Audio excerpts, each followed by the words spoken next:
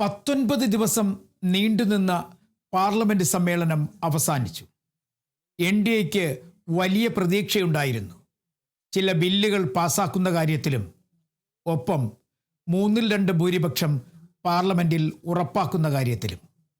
പക്ഷേ ഒന്നും നടന്നില്ല. 19 ദിവസവും പ്രതിപക്ഷ ബഹളം തന്നെയായിരുന്നു. ഈ പാർലമെന്റ് സമ്മേളനം അങ്ങനെ ഒരു ചരിത്ര സംഭവമായി മാറുകയും ചെയ്യുന്നു. കാരണം ഈ പാർലമെന്റ് സമ്മേളനത്തിൽ അവതരിപ്പിക്കാൻ വെച്ചിരുന്ന ബില്ലുകൾ പലതും NDAക്ക് വളരെ ആവശ്യപ്പെട്ടതായിരുന്നു. പ്രത്യേകിച്ചും മണ്ഡല പുനർനിർണയം ഉൾപ്പെടെയുള്ള ബില്ലുകൾ. ആ ബില്ലുകൾ പാസാക്കുന്നതിന് വേണ്ടി പലതരത്തിലുള്ള നീക്കങ്ങൾ നേരത്തെ തന്നെ അവർ നടത്തിയിരുന്നു.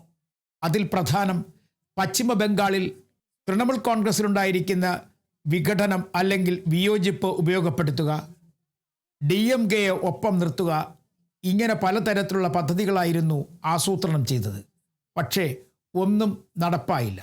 കാരണം പ്രതിപക്ഷം അത്ര തന്നെ ശക്തമായിരുന്നു.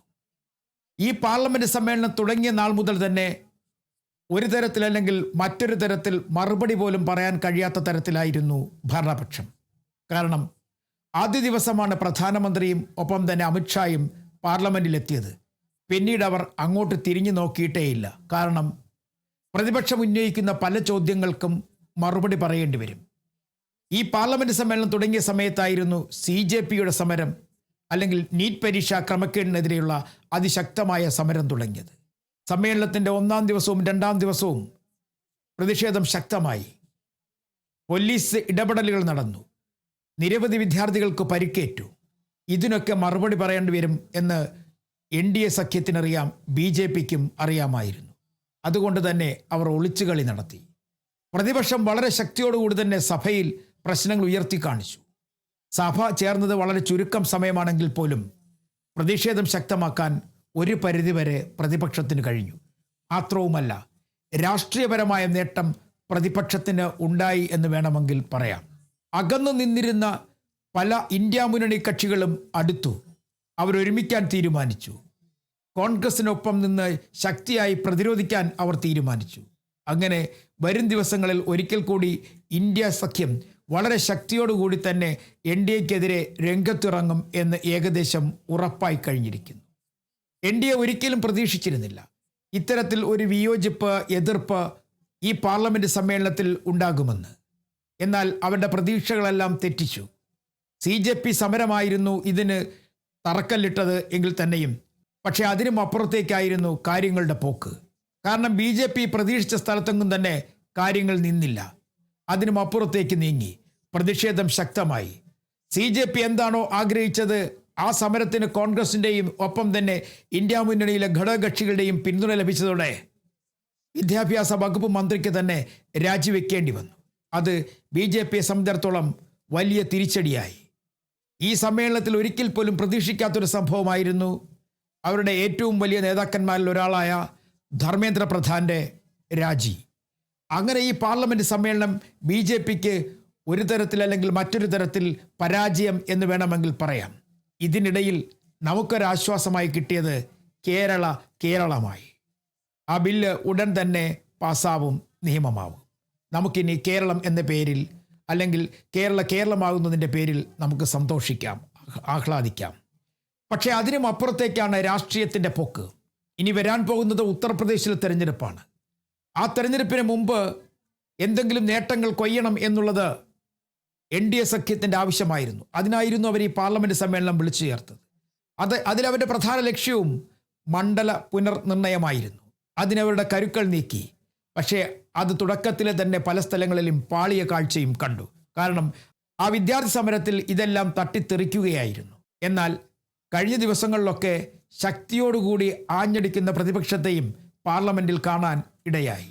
എന്തായാലും ഒരു കാര്യം ഉറപ്പായി, ഒരു ശക്തനായ പ്രതിപക്ഷ നേതാവും ശക്തമായ പ്രതിപക്ഷ കക്ഷികളും ഉണ്ട് എന്നുള്ള കാര്യത്തിൽ ഒരു പരിധിവരെ BJPക്ക് ഒരു ഭയമുണ്ടായി എന്ന് വേണമെങ്കിൽ പറയാം. പക്ഷേ BJP ഇതൊന്നും കണ്ടതായി നടിക്കുന്നില്ല. അവർ വിജയിച്ചതായി പറയുന്നു. പക്ഷേ കോൺഗ്രസ് ആകട്ടെ ശ്രമിച്ചത് അമിത്ഷായെ നേരെ പാർലമെന്റിലെത്തിക്കുക, അവിടെ ചർച്ചകളിൽ പങ്കെടുപ്പിക്കുക, വിദ്യാർത്ഥികൾക്ക് നേരെ ആരാണോ പില്ലറ്റ് തോക്ക് ഉപയോഗിക്കാൻ അല്ലെങ്കിൽ പില്ലറ്റ് പ്രയോഗം നടത്തുവാൻ ആരാണ് നിർദ്ദേശം നൽകിയത്, അതിനു മറുപടി നൽകണം എന്നൊക്കെയായിരുന്നു കോൺഗ്രസിൻ്റെ ആവശ്യം. പക്ഷേ അതിൽ നിന്നൊക്കെ വളരെ ബുദ്ധി ഉപയോഗിച്ചുകൊണ്ട് BJP ഒഴിഞ്ഞു മാറി. കൃത്യമായി അവർക്ക് ഒഴിഞ്ഞു മാറാനും കഴിഞ്ഞു. അത്തരത്തിൽ അവർക്ക് ചില നേട്ടങ്ങളുണ്ടായി.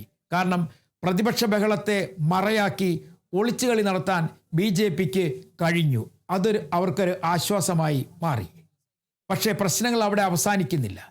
NDAക്കെതിരെയുള്ള സഖ്യം, ഇന്ത്യ സഖ്യം വളരെ ശക്തിയാർജിച്ചു കഴിഞ്ഞിരിക്കുന്നു എന്ന് വേണമെങ്കിൽ പറയാം. പക്ഷേ ഈ കൂട്ടുകെട്ട്, ഈ ഒത്തൊരുമ, ഈ കൂട്ടായ്മ ഇനിയും മുന്നോട്ട് പോയാൽ അത് BJPയെ സംബന്ധിച്ചിടത്തോളം നന്നായി വിയർപ്പൊഴുക്കേണ്ടി വരും. ഇനി വരാൻ പോകുന്നത് തിരഞ്ഞെടുപ്പുകളുടെ കാലമാണ്. അതുകൊണ്ട് തന്നെ BJPയെ സംബന്ധിച്ചിടത്തോളം ഇവർ ഒത്തുചേർന്നിരിക്കുന്നത് ഒരു തലവേദന തന്നെയാണ്. എന്തായാലും പാർലമെൻറ്റിൽ ഇങ്ങനെയൊക്കെ ആയിരുന്നെങ്കിൽ തന്നെയും ഒരു കാര്യം, പല ബില്ലുകളും വളരെ വേഗത്തിൽ പാസ്സാകുന്നതും നമ്മൾ കണ്ടതാണ്. വലിയ ചർച്ചകളില്ലാതെ കേവലം 2-3 മിനിറ്റുകൾ കൊണ്ടൊക്കെ ചില ബില്ലുകൾ പാസ്സായി. അത്തരത്തിൽ ബില്ലുകൾ പാസ്സാകുമ്പോൾ ആ ചർച്ചകളിൽ പോലും പങ്കെടുക്കാൻ പ്രതിപക്ഷത്തിന് കഴിഞ്ഞില്ല, അല്ലെങ്കിൽ പ്രതിപക്ഷം അതിനായി നടപടി സ്വീകരിച്ചതുമില്ല. അതൊക്കെ ഭാവിയിൽ എന്തൊക്കെ ബുദ്ധിമുട്ടുണ്ടാക്കുമെന്ന് പിന്നീട് മാത്രമേ അറിയാൻ കഴിയുകയുള്ളൂ. എന്തായാലും ഈ കഴിഞ്ഞ പാർലമെൻറ്റ് സമ്മേളനം ഒരു ചരിത്രമായി. ഒരു സമ്മേളനം അവസാനിക്കുന്നതിന് കേവലം മിനിറ്റുകൾ മാത്രമായിരുന്നു അവസാന ദിവസം എല്ലാവരും കണ്ടത്. വന്ദേ മാതരത്തിൻ്റെ മുഴുവൻ വരികളും ആലപിക്കുന്നു. അതിന് തൊട്ടു പിന്നാലെ സ്പീക്കർ തന്നെ പാർലമെൻറ്റ് സമ്മേളനം അവസാനിച്ചതായി പ്രഖ്യാപിക്കുകയും ചെയ്യുന്നു. ഒരു കാരണവുമില്ലാതെ, അല്ലെങ്കിൽ പ്രതിപക്ഷ ബഹളത്തിൻ്റെ പേരോ ഒന്നും ചൂണ്ടിക്കാട്ടാതെ തന്നെ ഒരു സഭാ സമ്മേളനം അവസാനിപ്പിച്ച് പിരിയുകയും ചെയ്തു. പക്ഷേ ഈ ദിവസങ്ങളിലൊക്കെ നമ്മൾ മനസ്സിലാക്കേണ്ടത് എത്ര ദിവസം സഭ ചേർന്നു, അതുകൊണ്ട് എന്തുമാത്രം ഉപയോഗമുണ്ടായി എന്നുള്ള കാര്യത്തെക്കുറിച്ചാണ്.